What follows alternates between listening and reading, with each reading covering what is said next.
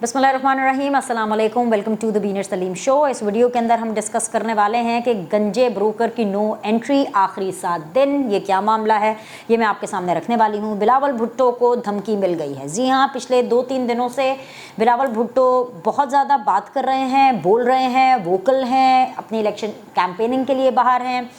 CEC का इजलास भी हो रहा है और जाहिर सी बात है, जब बिलावल भुट्टो इतने एक्टिव होंगे तो बहुत से लोगों को बहुत सी तकलीफ होगी। तो जो लोगों की तकलीफ हुई वो बाहर निकली और वो धमकी की सूरत में निकली। किसने धमकी दी है, क्यों धमकी दी है, ये भी हम आपके सामने बात रखने वाले हैं। इसके अलावा मरियम नवाज ने नून लीग के हवाले से एक बड़ा बयान दिया है, एक बड़ा पैगाम जो है वो पाकिस्तान की आवाम तक पहुंचाया है। तो मरियम नवाज ने जो पैगाम पहुंचाया है वो क्या है, वो भी हम आपको बताएंगे। पाकिस्तान पीपल्स पार्टी और PTI एक डोर की तरह साथ हैं।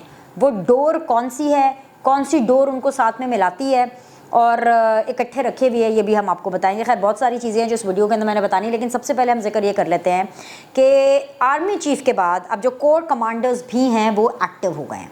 कैसे एक्टिव हुए हैं? आर्मी चीफ साहब को आपको पता है कि बहुत ज़्यादा भारी जिम्मेदारी है उनके ऊपर, प्रेशर भी बहुत ज़्यादा है और ज़िम्मेदारी तो हर आर्मी चीफ पर होती है, लेकिन जनरल आसिम मुनीर साहब के ऊपर प्रेशर बाकी आर्मी चीफ के मुकाबले में बहुत ज़्यादा है। उसकी वजह यह है कि चाहे बाजवा साहब हो, अभी जो माजी में आर्मी चीफ थे, या उनसे पहले राहिल शरीफ साहब हों, तो कोई ना कोई जो पॉलिटिकल लीडर थे वो वज़ीर आज़म थे। यानी निगरान सेटअप्स उस तरह से नहीं थे जिस तरह से अब जनरल आसिम मुनीर साहब के टाइम पर हैं कि आते ही एक तो सबसे पहले जिस तरह से जनरल आसिम मुनीर साहब का नाम अनाउंस होने से पहले ही इमरान खान, थैंक्स टू इमरान खान, मतलब कैदी नंबर 804 के हम क्या क्या बातें याद करेंगे कि उन्होंने इनका नाम आते ही कंट्रोवर्शियल कर दिया, इनको कंट्रोवर्सी का शिकार कर दिया, अंडर प्रेशर करने की कोशिश की। बार बार ये कोशिश अभी भी लगातार बरकरार है। अभी तक वो हत्तल इम्कान आखिरी लम्हात तक कोशिश की जा रही है कि किसी तरह वो राब्ते हो जाएं और किसी तरह एक नज़र करम जनरल आसिम मुनीर साहब जो हैं वो इमरान खान साहब पर या पिंकी पिरनी पर कर दे और एक वो आखिरी मुलाकात किसी तरह हो जाए, तो इनको जो शीशे में उतारने की पूरी कोशिश की जाएगी। खैर, एक तो ये चीज़। दूसरी बात यह है कि ज़्यादा प्रेशर इसलिए भी है जनरल आसिम मुनीर साहब के ऊपर क्योंकि पाकिस्तान के हालात जो हैं तारीख़ में कभी भी इतने ख़राब नहीं हुए थे जितने अब हैं, इकॉनमी के पॉइंट ऑफ व्यू से। और पॉलिटिकली तो ज़ाहिर सी बात है, आप सबको पता है कि कोई ऐसा लीडर और पॉलिटिशियन इस टाइम पर हुकूमत में या ओहदे पर मौजूद नहीं है जिसके ऊपर इस्टेब्लिशमेंट या फौजी ब्लेम भी डाल दें। यानी माजी में तो था ना, चले जी जनरल बाजवा साहब से कुछ नहीं हुआ, या जो भी जनरल बाजवा साहब ने साजिशें की और जो जनरल बाजवा ने अपनी सियासत का जो ठरक थी उसको मारी, जितनी भी उन्होंने अपनी सियासत की ठरक मारी, या जनरल फैज़ ने अपनी सियासत की ठरक मारी, उस टाइम पर इमरान खान थे। इमरान खान साहब से पहले जो है और बहुत से वज़ीर आज़म थे, मतलब जाहिर सी बात है उनको शहबाज शरीफ भी मिले, उनको इमरान खान भी मिले, जनरल बाजवा साहब को, उनको शायद खाकान नवासी साहब भी मिले ब्लेम डालने के लिए, उनको नवाज शरीफ साहब सबसे बड़े जो है वो मिले। तो जनरल आसिम मुनीर साहब के पास ये सहूलत दस्तयाब नहीं है क्योंकि जो अनवारुल हक काकड़ साहब हैं, ही इज़ द निगरां प्राइम मिनिस्टर, और जो निगरां प्राइम मिनिस्टर है वो भी ज़ाहिर सी बात है सबकी मुशावरत से, सबके मिलने मिलाने से ही आए हैं और वो इन्हीं के तो हैं। मतलब तो आसिम मुनीर साहब के ऊपर जो है वो बहुत ज़्यादा प्रेशर है। और ऐसे में अगर इस तरह की बातें हों कि भाईजान वो जो 2 अहम ओहदे हैं उनको तोसी मिल रही है कि नहीं मिल रही है, मतलब DGI को तोसी मिल रही है कि नहीं मिल रही है, अब इसकी भी एक बहुत बड़ी कहानी है और कहानी इसलिए बहुत बड़ी हो जाती है। इसका भी शुक्रिया आप अदा करें इमरान खान साहब को। ऐसी तीलियाँ इमरान खान साहब ने बतौर वज़ीर आज़म लगाई हैं कि मैं आपको क्या बताऊँ, इससे पहले कभी किसी को नहीं पता था कि जी जो DGI है वो कौन आएगा। बहुत मोहतात क्लोज नेट हल्कों में पता होता था, जो उनकी बीट कवर कर रहे होते थे उनको शायद बता देते थे, क्योंकि इदारा बहुत मुनज़्ज़म है। इदारा वही बात बाहर निकालता है जो उनको बाहर निकालनी होती है, वरना अगले दिन आपको अखबारों के ज़रिए और DGI लग जाता था तो फिर ख़बरों के अंदर आपको पता चलता था। लेकिन थैंक्स टू इमरान खान साहब कि जब नदीम अंजुम साहब को DGI बनाना था तो 20 दिन नोटिफिकेशन के नाम पर खिलवाड़ होता रहा, ऐसी तैसी फेरी गई, रेपुटेशन टार्निश करने की कोशिश की गई कि नहीं जी मुझे तो जनरल फैज़ ही चाहिए, मुझे तो अब इसलिए जो DGI का होता है जो कि अपेरेंटली बड़ा ही लो प्रोफाइल होना चाहिए और बहुत ही ज़्यादा उसके बारे में चर्चा नहीं होनी चाहिए, बिकॉज ये ओहदे ही ऐसे होते हैं, ये ऐसे ही ओहदे होते हैं। लेकिन उसके बारे में चर्चा हो रही है कि भाई इनको एक्सटेंशन मिलेगी कि नहीं मिलेगी, इनकी जगह पे नए आएंगे कि यही कंटिन्यू करेंगे। तो अगले 48 घंटे इस हवाले से बहुत अहम है, लेकिन ये वीडियो इसके ऊपर मैं नहीं कर रही हूँ। ऑफकोर्स मैं क्योंकि समझती हूँ कि ये लो प्रोफाइल मामला आते हैं, इनको लो प्रोफाइल ही रखना चाहिए। तो लेकिन इतना ज़रूर कहूँगी, बाकी समझने वाले समझ जाएं कि अगर DGI नहीं आ रहे हैं और इन्हीं DGI को एक्सटेंशन मिलती है तो इमरान खान साहब को अटक जेल में सुन करके कैसा महसूस होगा? मतलब जस्ट अ क्वेश्चन। अब मैं ज़रा असल मतन पे आ जाऊँ। वो तो खैर इमरान खान साहब की कारस्तानियों के ऊपर बात हो रही थी तो मुझे याद आ गया कि जी DGI का भी जो आजकल रौला मचा हुआ है, जिस हवाले से हम उसका भी जिक्र कर लें कि अब ये रौला इतना अहम क्यों हो गया है। तो उसका लिए भी आप शुक्रिया कैदी नंबर 804 करें कि जब वो इमरान खान जब वज़ीर आज़म थे तो उन्होंने यहाँ पर भी जो है गन डालने की भरपूर कोशिश की गई। खैर जी, तो आर्मी चीफ साहब जो हैं उनके ऊपर क्योंकि प्रेशर बहुत है, वापस आए हाँ जी, सारा घूम फिर के चले वापस आ जाए खबर पे। अच्छा, आर्मी चीफ साहब के ऊपर क्योंकि प्रेशर बहुत ज़्यादा है तो उन्होंने बिज़नेस कम्युनिटी से भी गुफ्तगू की। तो जब उन्होंने बिज़नेस कम्युनिटी से बातचीत की तो उस टाइम पे बड़ा रौला मचा कि भाई आसिम मुनीर साहब भी तो वही काम कर रहे हैं जो जनरल बाजवा कर रहे हैं। फ़र्क है, वो इसलिए फ़र्क है क्योंकि जनरल बाजवा साहब जो हैं अपनी सियासत की ठरक ख़त्म करने के लिए काम कर रहे थे, क्योंकि उन्होंने जिस वज़ीर आज़म को सिलेक्ट किया था वो किसी काबिल नहीं था। इमरान खान साहब से तो मुलाकातें भी ठीक से नहीं होती थी, ठीक है, उनसे टाइम पर उठा सोया नहीं जाता था, तो मुलाकातें उन्होंने क्या करनी है। जनरल आसिम मुनीर साहब की सूरत हाल बिल्कुल अलग है। मुल्क डिफ़ॉल्ट के दहाने पर था और ऐसे दहाने पर था कि एक पॉलिटिकल पार्टी नून लीग जो कि एक एंटी इस्टेब्लिशमेंट बयानिया था, उनको अपने नज़रियात को कॉम्प्रोमाइज़ करना पड़ा और फिर उनको जनरल आसिम मुनीर साहब के साथ ना सिर्फ उन्होंने काम किया बल्कि जब अब निगरान सेटअप आ गया तो जनरल आसिम मुनीर साहब has a lot of responsibility.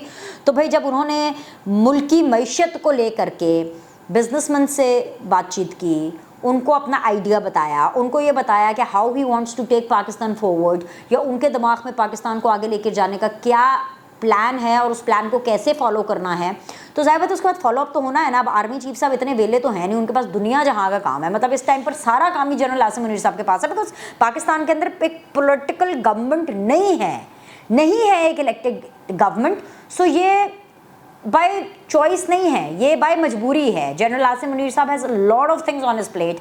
सो लिहाजा अब फॉलो अप करने के लिए को कमांडर्स एक्टिव हुए हैं, वो फॉलो अप कर रहे हैं मुल्क की मईशत को लेकर के। जो टास्क असाइन किए गए थे, जो पॉइंट ऑफ व्यूज़ एक्सचेंज किए गए थे उस मीटिंग के अंदर, और इसी के चलते क्योंकि मुल्क की मईशत बहुत ज़्यादा ज़रूरी है तो मरीम नवाज़ ने एक अहम पैगाम दिया है। अच्छा, अब आप कहेंगे मरीम नवाज़ का जनरल आसिम मुनीर साहब के पैगाम से क्या ताल्लुक़ है, उस आइडिया से क्या ताल्लुक़ है।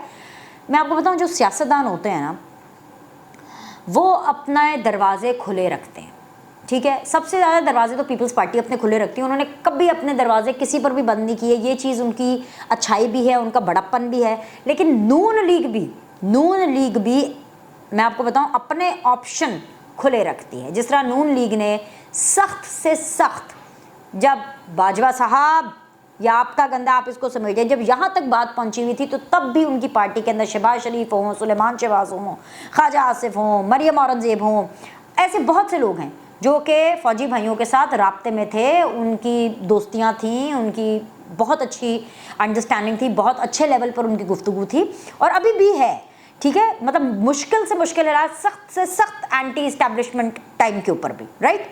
सो अब तो फिर आपको पता है हुकूमत हो गई, Shahbaz Sharif and establishment they are the best of friends, और अगले वज़ीर आज़म भी शायद शहबाज शरीफ साहब ही हों। मतलब मैं तो ऐसे ही कह रही हूँ, बेशक नवाज शरीफ साहब आ जाएँ पाकिस्तान वापस, लेकिन जो वर्किंग रिलेशनशिप शहबाज शरीफ साहब ने उनको बताया है कि देखा जी सर जी तुसी सानू मौका दिता तो असी तुहानू कितना खुश किया, तो जितना खुश शहबाज शरीफ साहब ने किया है उतना खुश तो शायद नवाज शरीफ साहब नहीं कर पाएंगे, क्योंकि सही बात है वो अवाम दोस्त फैसले करेंगे, वो अवाम के लिए काम करेंगे, इस्टेब्लिशमेंट के लिए शायद वो उतना काम ना कर पाएँ जितना कि शहबाज शरीफ साहब ने किया है इस्टेब्लिशमेंट की खातिर। इस तरह का वज़ीर आज़म जो कि शहबाज शरीफ साहब थे वो कहाँ मिलेगा इस्टेब्लिशमेंट को, उनसे बेहतर तो कोई नहीं मिल सकता। मतलब जो ग्राफ शहबाज शरीफ साहब की परफॉर्मेंस का। खैर जी, बिल आखिर मरीम नवाज़ साहिबा ने इजलास किया, और खैर इजलास तो वैसे वो रोज़ ही कर रही हैं, लेकिन ये जो अभी रिसेंटली जो इजलास हुआ है, कल हुआ जो दोपहर को या शाम को, वो जो इजलास था वो इस मकसद के लिए था कि नवाज शरीफ साहब का इस्तकबाल कैसे करना है, और उसके अंदर ऑफकोर्स MPs भी थे, MNAs भी थे, यानी टिकट होल्डर्स थे बेसिकली। 180H उनके जो मरकज़ी सेक्रेटेरिएट है वहाँ पर ये इजलास हुआ।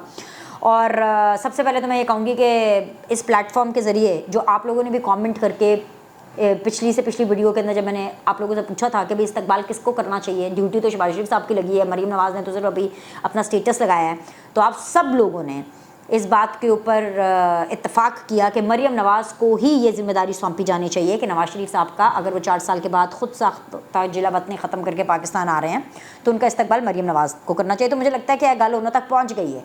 तो मरीम नवाज़ साहिबा ने जो इजलास किया उसका ज़ाहिर सी बात है इंतज़ामात के हवाले से बातचीत हुई और ये अभी क्योंकि पहला इजलास इस हवाले से मुनक़्क़िद किया गया तो आगे आहिस्ता आहिस्ता चीज़ें बढ़ेंगी। लेकिन एक चीज़ बड़ी इंटरेस्टिंग हुई कि पैगाम आया। अच्छा, अब ये पैगाम जो मरीम नवाज़ साहिबा दे रही हैं ये मरीम नवाज़ की तरफ से पहली दफ़ा आया है और ये पैगाम उन्होंने दिया है कि पैगाम जो मरीम नवाज़ साहिबा दे रही हैं वो है कि जी बहरानों में घिरे पाकिस्तान के लिए तलुए सहर आ रहे हैं और जो तलुए सहर है वो कोई और नहीं, वो नवाज़ शरीफ साहब है। बिल्कुल ठीक है, इसमें तो कोई शक नहीं है। नवाज़ शरीफ साहब और शहबाज शरीफ साहब दोनों इकट्ठे मिलकर ही पाकिस्तान की आवाम के लिए वो काम कर सकते हैं, क्योंकि अकेले शहबाज शरीफ साहब तो कुछ नहीं कर सकते। उन्होंने आपको अपनी हुकूमत में तो बता दिया नवाज़ शरीफ साहब होंगे तो सारे काम होंगे। मतलब आइडिया नवाज़ शरीफ साहब का होता है और एडमिनिस्ट्रेशन शहबाज शरीफ साहब की होती है। नवाज़ शरीफ के बगैर शहबाज शरीफ साहब नहीं परफॉर्म कर सकते। ये बात चाहे जितने भी लोगों को बुरी लगे, अभी हम क्या कर सकते हैं, ये फैक्ट है।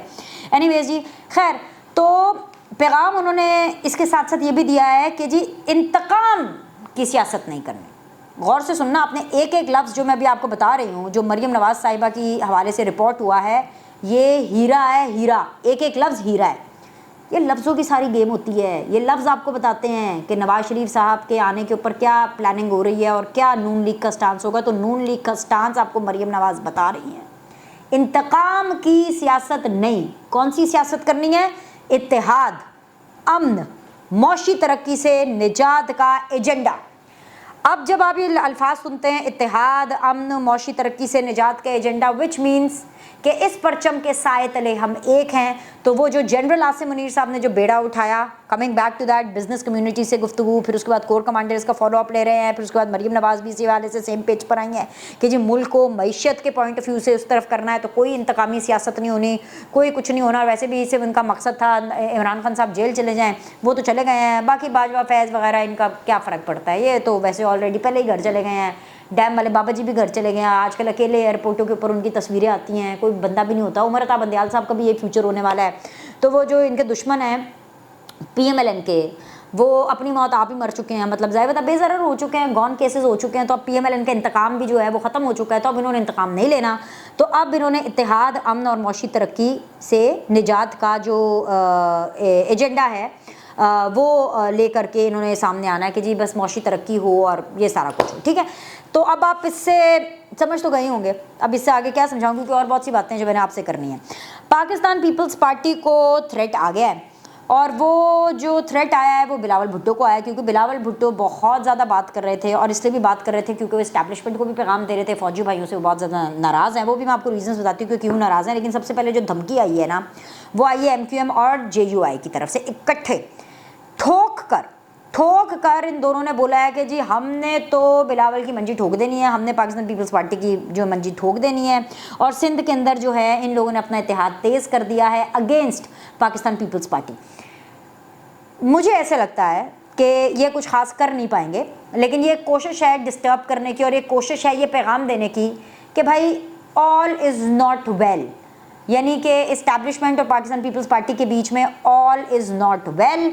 और इसलिए MQM प्लस JUI जो है वो सर उठा रही है। आप सबको पता है कि MQM जो है उसका काम ही यही है, रूठना मनाना, फिर रूठ जाना, फिर मान कर रूठ जाना, फिर मान कर रूठ जाना, लाइक यू नो। तो MQM का यही वतीरा है और यही करती रहेगी।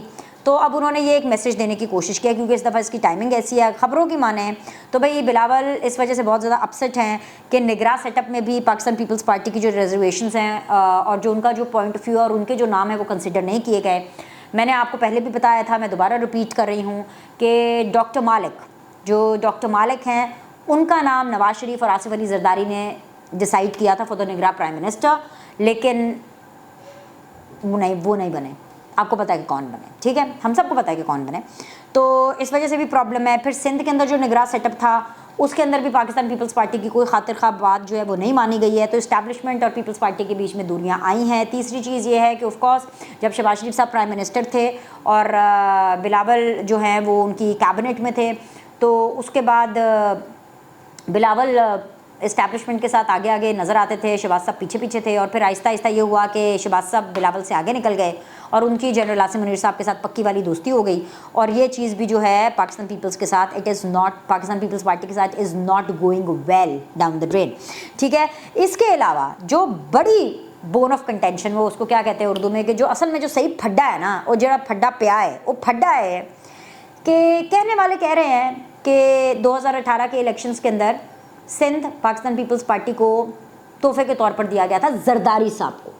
बिलावल क्योंकि एक एग्रेसिव सियासत करते हैं, तो जरदारी साहब को तोहफे के तौर पर दिया गया था कि चले ठीक है जी, हम इतनी ज़्यादा रिगिंग नहीं करेंगे, हम इतने ज़्यादा RTS नहीं बिठाएंगे सिंध के अंदर, कहने वाले ये कहते हैं। सो अब प्रॉब्लम ये है कि अब सिंध पाकिस्तान पीपल्स पार्टी को देना है नहीं देना, इस हवाले से भाई इस्टेब्लिशमेंट और पाकिस्तान पीपल्स पार्टी के अंदर जो है ना बहुत ज़्यादा प्रॉब्लम्स चल रही हैं। And all is not well, all is not well, ये सारी चीज़ें मैं आपको बता रही हूँ, ऑल इज़ नॉट वेल। तो इसीलिए जो गंजे ब्रोकर की एंट्री हुई, यानी कि लतीफ़ खोसा साहब की CEC में, वैसे वो ऑलरेडी CEC का मेंबर हैं, लेकिन पाकिस्तान पीपल्स पार्टी ने पार्टी रहनुमा और साबिक गवर्नर पंजाब लतीफ़ खोसा को शोकाज नोटिस जारी कर दिया है।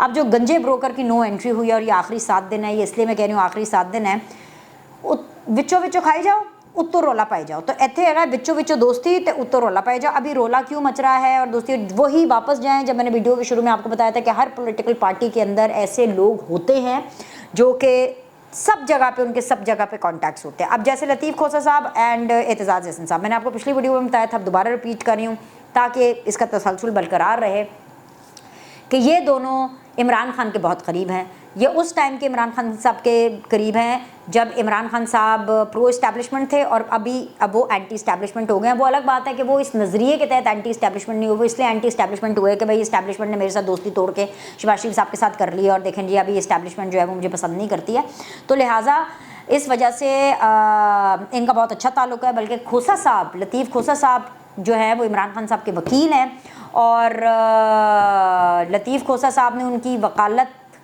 की ऑफ़र तब एक्सेप्ट की थी कि आपको पता है कि इमरान खान साहब किसी के घर नहीं जाते, फौतगियों पे नहीं जाते, कहीं पे भी नहीं जाते, सिर्फ अपने ज़मान पाक में थे। लेकिन अगर वो किसी के घर गए अपने उन मुश्किल तरीन हालात में, अपनी ख़ुद साख्ता ज़मान पाक के अंदर जो है वो कैद के, वो सिर्फ और सिर्फ लतीफ़ खोसा साहब थे और उनके पास जा कर के उन्होंने कहा कि भाई मतलब आपने जी मेरा केस लड़ना है। आपको याद है ना वो मनाजर, इधर लाहौर डिफेंस के घर के अंदर उनका गए थे, वो जो मेन पे जो लतीफ़ खोसा साहब का घर है, तो उनके पास गए थे और उनसे कहा था कि आपने मेरे केस टेकअप करने हैं। और बस फिर वो दिन जा और आज का दिन जा, खोसा साहब क्या उनके साहबजादे हर कोई जो है वो उनके ख़ानदान के अंदर वो इमरान खान के गुण गा रहे हैं। तो लतीफ़ खोसा साहब जो है वो पाकिस्तान पीपल्स पार्टी के दौर में गवर्नर पंजाब और अटॉर्नी जनरल के ओहदों पर भी फाइज रह चुके हैं और ये शुक्रिया इनको पाकिस्तान पीपल्स पार्टी को करना चाहिए कि उन्होंने इनको ये ओहदे दिए। लेकिन अब हालात बदल चुके हैं। अब क्या हुआ है, पाकिस्तान पीपल्स पार्टी की जाने से लतीफ़ खोसा को शोकास नोटिस पार्टी के सेक्रेटरी जनरल कौन है जी, नैयर बुखारी साहब, उन्होंने जारी किया है, जिसमें लतीफ़ खोसा साहब को 7 रोज़ में जवाब उनसे तलब किया गया है कि आपके पास 7 दिन का टाइम है, 7 दिन के अंदर जवाब दें। लतीफ़ खोसा को जारी शोकाज में कहा गया है कि सेंट्रल एग्जीक्यूटिव कमेटी यानी CEC के रुकन लतीफ़ खोसा ने पार्टी की इजाज़त लिए बगैर दूसरी जमात के सरबराह का दिफा किया, यानी इमरान खान का दिफा किया जो कि PTI के सरबराह हैं। वकला के फंक्शन में साइफर मामले पर आपने रियासती पॉलिसी पर तनकीद की, बताइए कि आपके खिलाफ तादीबी कार्रवाई क्यों ना की जाए। हाँ जी जवाब दो, गंजे ब्रोकर लतीफ़ खोसा जवाब दो, पाकिस्तान पीपल्स पार्टी को जवाब चाहिए। अब मसला ये है कि खोसा साहब जो है, लतीफ़ खोसा साहब, उनका ये मौक़िफ़ है मैंने तो नोटिस मिलिया ही नहीं, नोटिस मिलिया कख नहीं हिलिया, वो कह रहे हैं मुझे नोटिस ही नहीं मिला। पर असल कहानी ये है कि ये नोटिस बिल्कुल दिया जा रहा है, इस्टेब्लिशमेंट को दिखाने के लिए भी दिया जा रहा है कि भाईजान ये देखिए हमने क्या करना। और मैं आपको पहले ही बता चुकी हूँ अपनी पिछली वीडियोस के अंदर कि जो वकला कैदी नंबर 804 के साथ खड़े हैं ना जमहूरियत के नाम पर, रियासत is not okay with them, उनकी तो मंजी ठुकनी है। तो भाई ये पहला बारिश का कतरा है खोसा साहब के अगेंस्ट CEC से। ये मैं आपको पहले ही बता रही हूँ, मुझे नहीं पता कि खोसा साहब को कब नोटिस मिलना है, बकौल उनको तो मिला ही नहीं, वो ना कब नोटिस मिलना है और कब उन्होंने उसका जवाब देना है। लेकिन मैं आपको ये ज़रूर बता रही हूँ कि खोसा साहब CEC से बाहर नहीं निकाले जाएंगे। उसकी वजह यह है कि PTI और पाकिस्तान पीपल्स पार्टी को जो एक डोर जोड़े हुए है, उस डोर के अंदर 2 अनमोल रतन, गंजा ब्रोकर और एतजाज़ अहसन साहब। तो द पॉइंट इज़ के लतीफ़ खोसा साहब जो हैं वो इमरान खान साहब को बातें बताते रहते हैं, पाकिस्तान पीपल्स पार्टी की, बिलावल की, आसिफ अली जरदारी साहब की। और मैं आपको बता रही हूँ, एक मुहावरा है, डूबते को तिनके का सहारा। तो अगर बात इस डोर के ज़रिए कभी, क्योंकि पाकिस्तान पीपल्स पार्टी जो है वो कभी दरवाजे नहीं बंद करते, यहाँ तक कि हालांकि बेनज़ीर भुट्टो साहिबा जो कि अजीम लीडर हैं, पाकिस्तान की आखिरी लीडर अगर कोई हैं जो रही हैं माजी में, वो पाकिस्तान पीपल्स पार्टी की बेनज़ीर भुट्टो साहिबा थी। अनडाउटेडली उनके बारे में तो पूरी दुनिया बोलती है, पूरा जहां बोलता है, उनकी गवाही देता है कि उनकी क्या लीडरशिप स्किल्स थी। वो एग्रेसिव सियासत करती थी बेनज़ीर भुट्टो साहिबा, लेकिन उन्होंने भी चार्टर ऑफ डेमोक्रेसी किया नून लीग के साथ, उस नून लीग के साथ किया कि जिन्होंने बेनज़ीर के ख़िलाफ़ पर्सनल वेंडेटा निकाला, उनकी कैरेक्टर असैसिनेशन तक की। लेकिन उस टाइम पर भी सियासत में एक विंडो खुली थी। तो ये तो फिर मॉडर्न डे की सियासत है, यहाँ पर तो मुफाहमत करनी है, अमन करना है, सब कुछ करना है, तो फिर दरवाजे क्यों ना खुले रखे जाएं। तो पाकिस्तान पीपल्स पार्टी तो वैसे ही अपने दरवाजे खुले रखने में यकीन रखती है। तो अगर ये दरवाजे खुले रहेंगे और 90 दिनों के अंदर मुतालबा इंतखाबात का पीपल्स पार्टी का और जितनी भी PTI है उसका चलेगा, तो फिर वो दिन दूर नहीं है जब इमरान खान बिलावल भुट्टो के हाथ का इंतज़ार करेंगे कि मुझे भाई बिलावल भुट्टो एक तिनका डालें इस डूबते हुए दरिया में और मुझे इससे बाहर निकालें। अभी के लिए इतना ही। लाइक करें, सब्सक्राइब करें, आपसे अगली वीडियो में मिलते हैं।